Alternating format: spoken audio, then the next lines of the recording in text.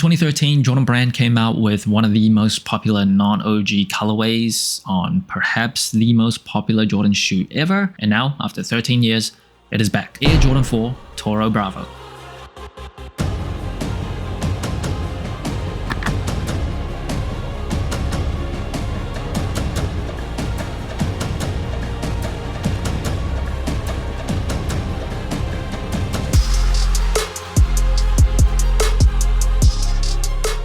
And the shoe is dropping on May 2nd for $220, way too much money. Of course, it first dropped in 2013.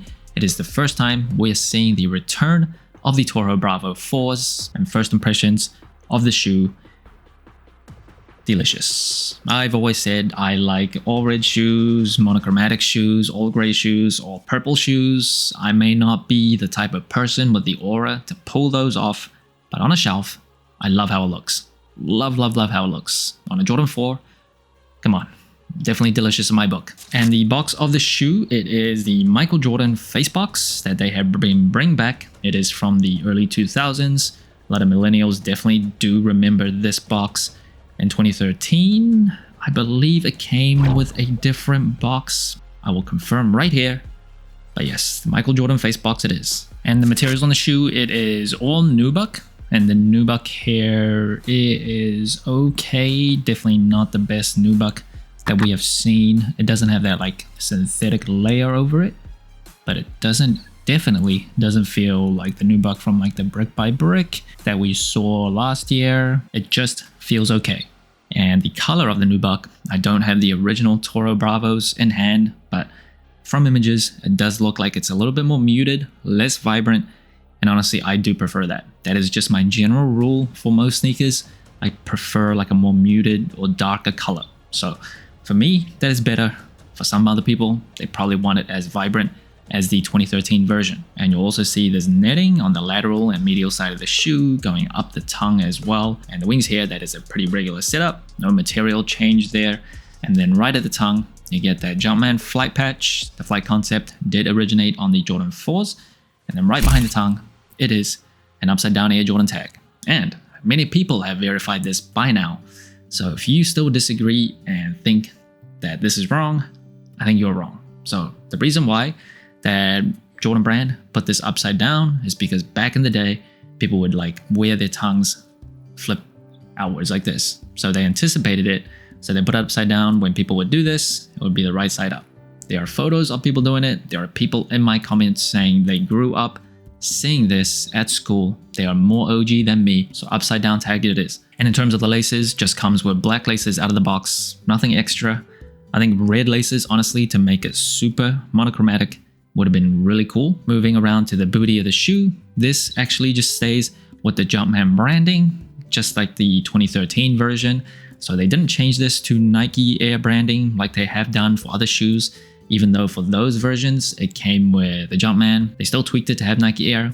The Jordan 5 White Metallic is a good example, but that still keeps the Jumpman logo on the back with the Jordan 4 booty. And of course, for 4s, I have to do a stiffness test on the booty. So you see the Bread Reimagined. This came with a pretty soft booty tab. I do think this is slightly stiffer, just slightly. And just for visual purposes, this is probably the closest colorway that I can grab out of my collection. It is orange, I know, so not exactly red, but just to kind of illustrate the difference in the shade of this color. Now, in terms of the cushioning, the Jordan 4 does come with a polyurethane midsole with just a Nike Air unit in the heel, as well as one in the forefoot, visible one on the heel, of course, and the midsole here.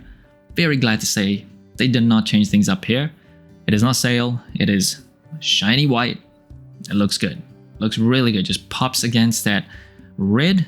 And then on the outsole, you will see herringbone traction, Jumpman here, just like the 2013 version. In terms of the insole, red insole, Jumpman branding, polyurethane. And in terms of sizing and comfort, I am a wider flat footer for Jordan 4s. I generally just stick true to size, especially for 4s coming out now.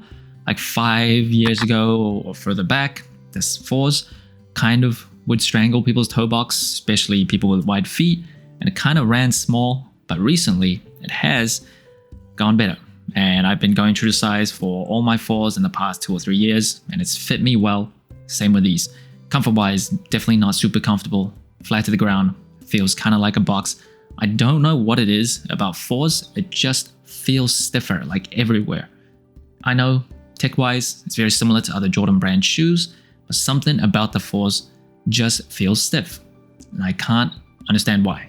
So definitely not the most comfortable shoe. And that brings the total sole score of the Jordan 4 Toro Bravo to 27 out of 40, a pretty average score compared to other general releases. Now first, it is colorway. I have said in many videos that I really like monochromatic looking shoes, so like one bold color all throughout. Even though I can't always pull it off, I just like how it looks. And I've also said all red, for some reason, I really like too. So naturally, I really like Toro Bravo colorway. I think this looks delicious. And in terms of the materials, I won't say it's anything premium. I think this is pretty average nubuck, kind of disappointed here.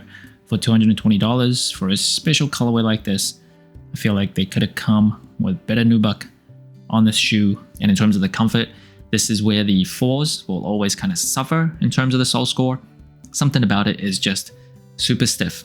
Even when they come a bit better than like past 4s, just underfoot, like around your feet, it just feels kind of like boxy and brickish.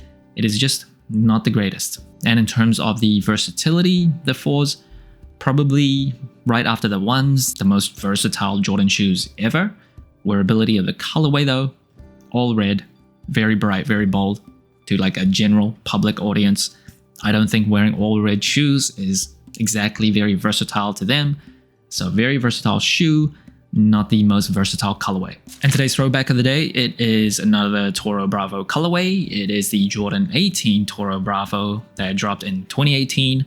Crazy how 2018 is actually 8 years ago. It just doesn't seem that long ago, but here we are. And you'll see this all red suede upper on what I think is a very nice looking Jordan shoe. This is the last one that he wore on court. Of course, he was with the Wizards by then. And I just think this looks very pretty, very sleek with the lace shroud, the carbon fiber under it, with the 9 dots on each shoe. At the time, it just looks, there's something futuristic looking about it. It just looks very sleek. Please bring this back. Come on. I never got the 2013 Jordan 4 Toro Bravos, but I've always thought it is just one of the best colorways, period. Like non-OG, OGU or whatever. It's just such a nice, vibrant, bold colorway. Up close in hand, I know it's not exactly the same as the original version, but I can't say I have too many complaints. So that's it. Thanks for watching. Sole Inclined. Let me know what you think of the Air Jordan 4 Toro Bravo. Like, subscribe, comment, all the good stuff. And remember, tomorrow may never come, so wear your shoes